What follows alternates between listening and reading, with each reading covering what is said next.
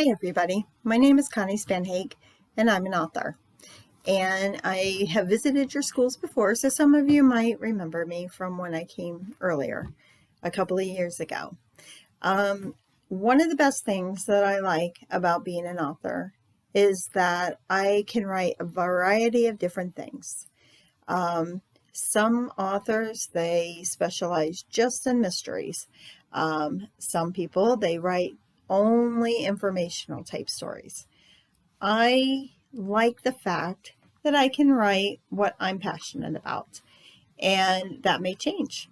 In the beginning, I wrote children's stories. I wrote Sammy and the Bully. I wrote Hermie's Big Problem, and it was a picture book. Little kids loved the pictures.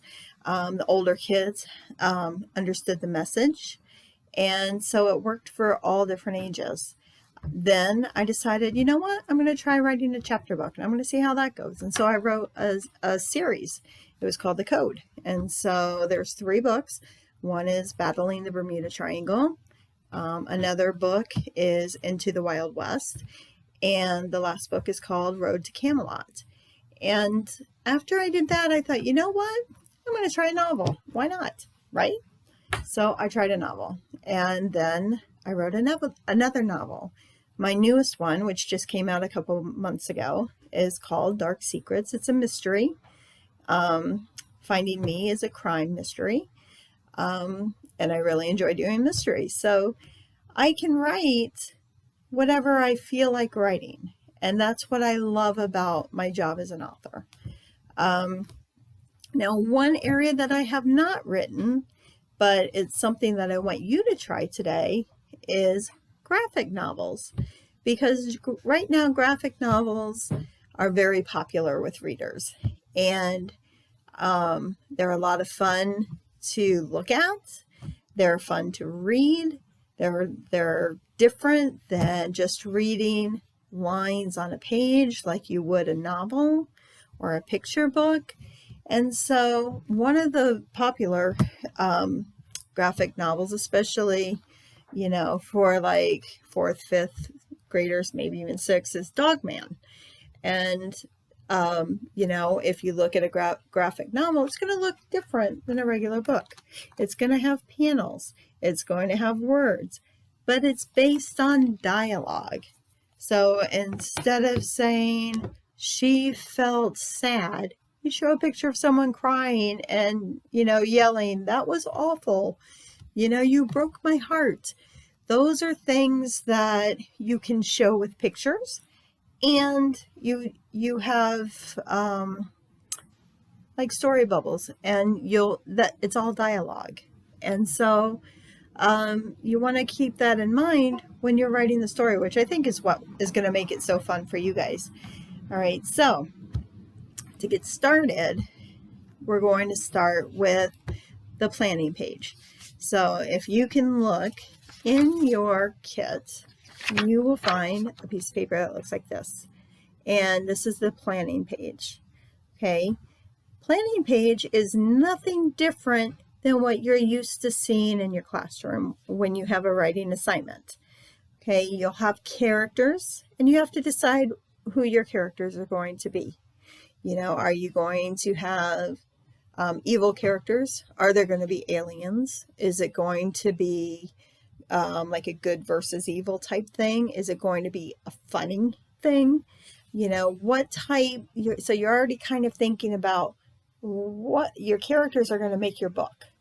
So you really want to put some thought into what your characters are going to act like, what they're going to look like, how they're going to think, what their names are going to be.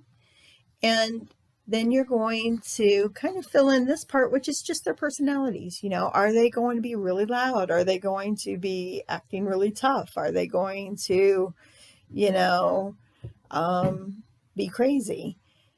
And where is the setting going to take place? Is it going to take place here on Earth? Is it going to take place in a planet? Is it going to take place underwater? Where is the story going to take place?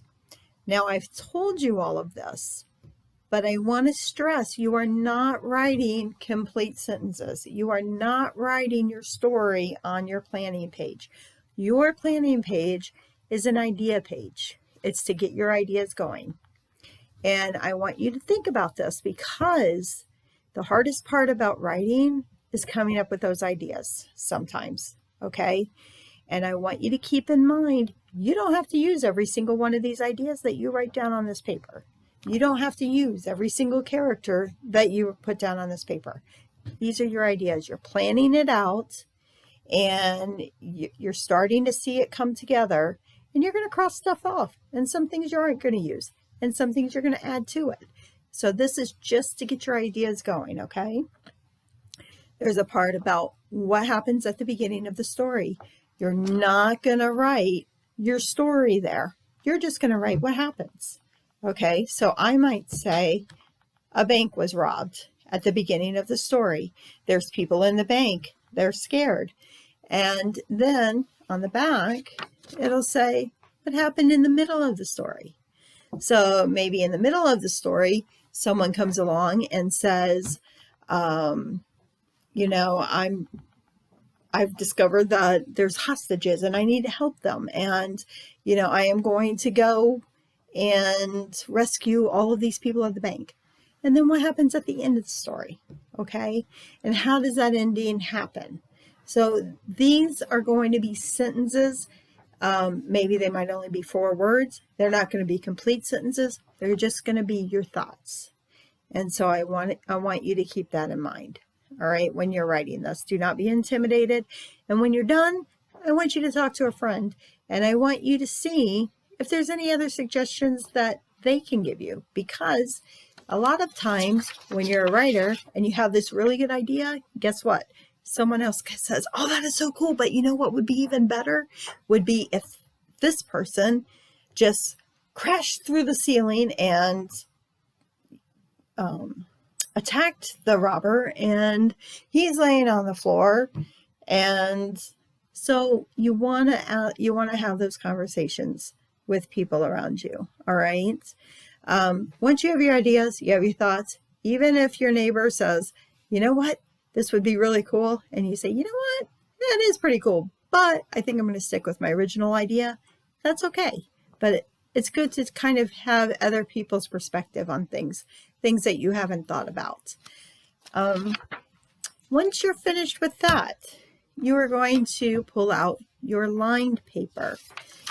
And the way that you're going to write your story is you're not going to say, once upon a time on a Saturday night, and blah, blah, blah, blah, blah. Okay, you're going to write like a script, like a play. You're going to think of your characters, and then you're going to write what that character would say. Okay, and then what the other person's going to respond, and then what's going to happen next. Okay, it's not going to be like a picture book where you have a picture and then you just start writing the story. And the reason that you do this is because when you start working on your book, you can see it's all dialogue, right? Of what people are saying.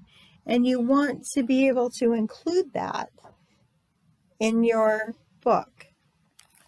Now, once you're done, you have this all worked out.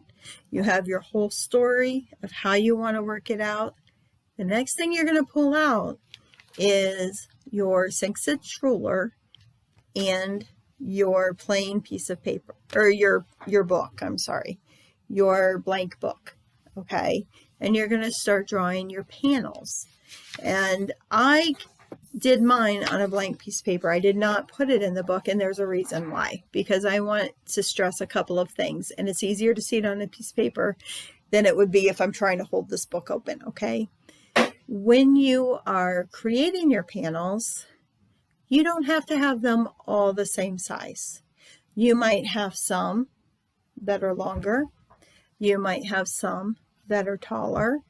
You might have some that are all the same size. And you can have, you might design something this way. It might look like this. But you want to put some thought into it, because when you're reading, you're still reading across, right? So you want to make sure that however you decide to put your characters in and your writing in, that you have enough room, that it makes sense with the flow of the page. All right. I didn't want to give you guys one that already had the panels made because it might not fit your story. And this is your work. And I want it to be, your creation. So when you're doing your panels, you might not even draw them all at the same time. You might just go page by page. So you might draw in your blank book, your first page. You might not even have this many panels. You might only have 2. You might have 4. And you're going to draw a picture of your character. And then you're also going to put some kind of a speech bubble, right? So that you can show the person that's talking. I wouldn't worry about coloring it in right now. I would just worry about drawing the picture, putting in the speech bubbles, having your storyline in there, and I would continue that way. And then when you're reading your script, when you're done with the first one, I would check it off or cross it off so you don't lose your place. You did that one. Okay, let's go on to the next panel. Or maybe these 2 characters are in the same panel and they have different speech bubbles. Okay, but I would do that on the first page, get your picture, get your speech bubble, and then I would turn the page and then work on the next part, because that way you'll know what kind of panels you want, what you want it to look like, how you want it to be presented so that the flow on the page is going to be easy for the reader to follow. Once you're finished with that and you have everything filled in, then you can go back and you have a pack of colored pencils and you can go ahead and start coloring everything in. Okay, but you're not done. After you color everything in, it's going to look amazing. Okay, because it's really going to stand out.